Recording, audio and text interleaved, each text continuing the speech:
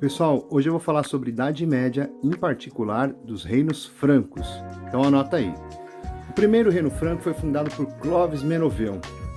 Ele conquista um vasto território ali na região da Europa Ocidental e este é um rei importante porque ele é o primeiro rei franco-germânico a firmar uma aliança com a Igreja Católica de grande porte.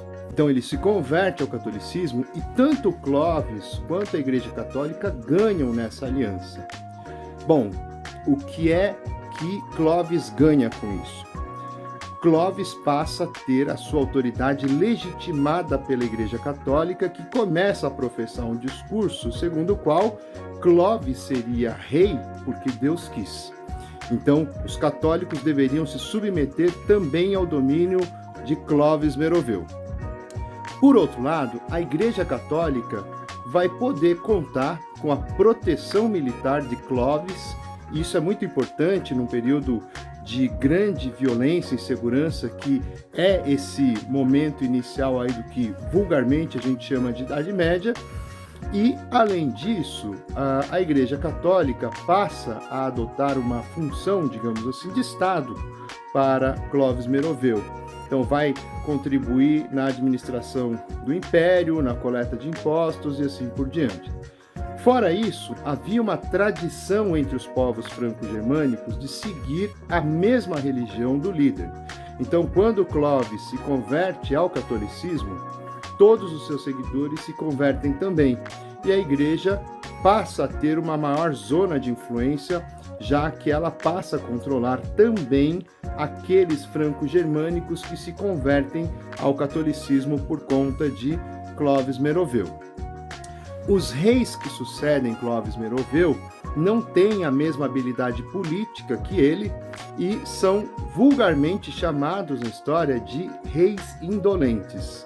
São reis que vão atribuindo cada vez mais responsabilidades aos seus subalternos e um desses subalternos foi um cara chamado Carlos Martel. Ele era um majordomus. A tradução para majordomus seria prefeito do palácio. Carlos Martel assume a responsabilidade de proteger a Igreja Católica ali naquela região e enfrentar os árabes muçulmanos.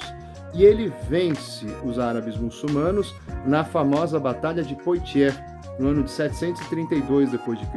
Com isso, a Igreja Católica consolida a sua hegemonia na Europa e se torna a principal instituição religiosa.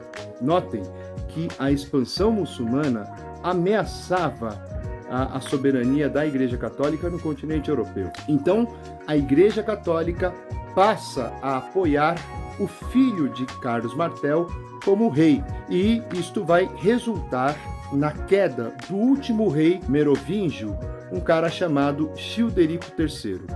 Childerico III cai e quem assume então é o filho de Carlos Martel, um sujeito chamado Pepino o Breve. Bom, Pepino o Breve, esse é o nome do cara mesmo, tá? Bom, Pepino o Breve assume o poder na Europa e ele vai reafirmar a aliança com a Igreja Católica, fazendo uma doação extraordinária de terras que ficaram conhecidas como o Patrimônio de São Pedro. Desse modo, a Igreja Católica se fortalece ainda mais e cada vez mais a Igreja Católica vai assumindo essas funções que hoje nós chamaríamos de funções de Estado, que é ajudar na coleta de impostos, nos registros, na administração do próprio império.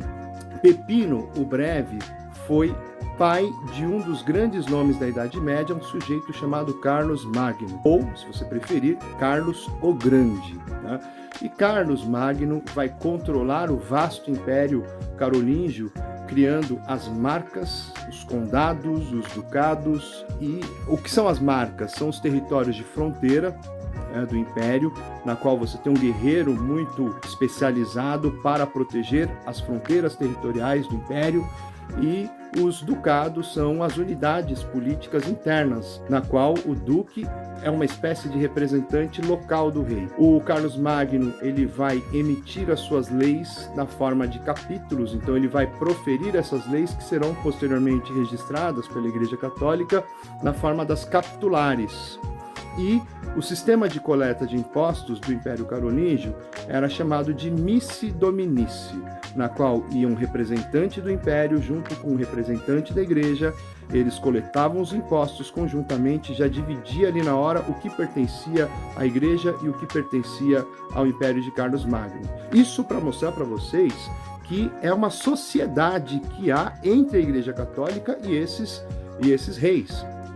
Carlos Magno vai ficar conhecido na história como um sujeito que investiu muito nas artes, na cultura, e esse amplo investimento em artes, cultura, poesia, ficou conhecido como o Renascimento Carolíngio, um momento dentro da Idade Média de grande esplendor das artes, da cultura, da literatura, da filosofia, por incentivo de Carlos Magno. E Carlos Magno, enfim, no dia 25 de dezembro do ano 800, é coroado imperador pela Igreja Católica e, notem, imperador do Sacro Império Romano Germânico.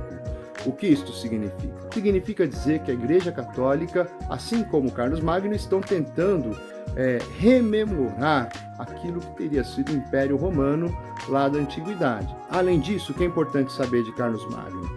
É importante saber que Carlos Magno tem um filho chamado Luís o Piedoso, que vai ter outros 3 filhos, Luís, Carlos e Lotário.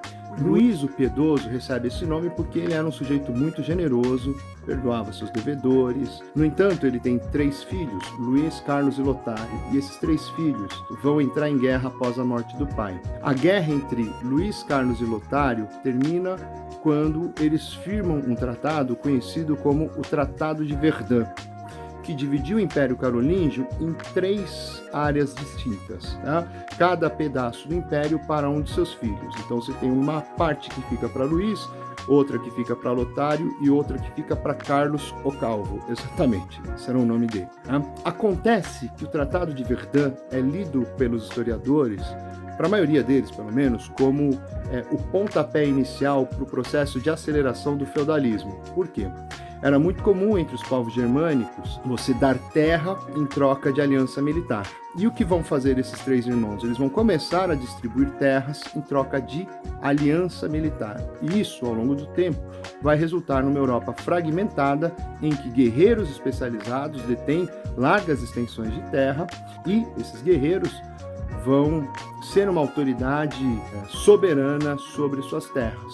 Então, a Europa do século X é uma Europa com poder político descentralizado, porque ele está diluído entre cada um desses guerreiros, também conhecido como senhores feudais, e guerreiros que se associam uns aos outros militarmente. E isso vai produzir, inclusive, um vínculo de hierarquia, que nós chamaremos de suzerania e vassalagem.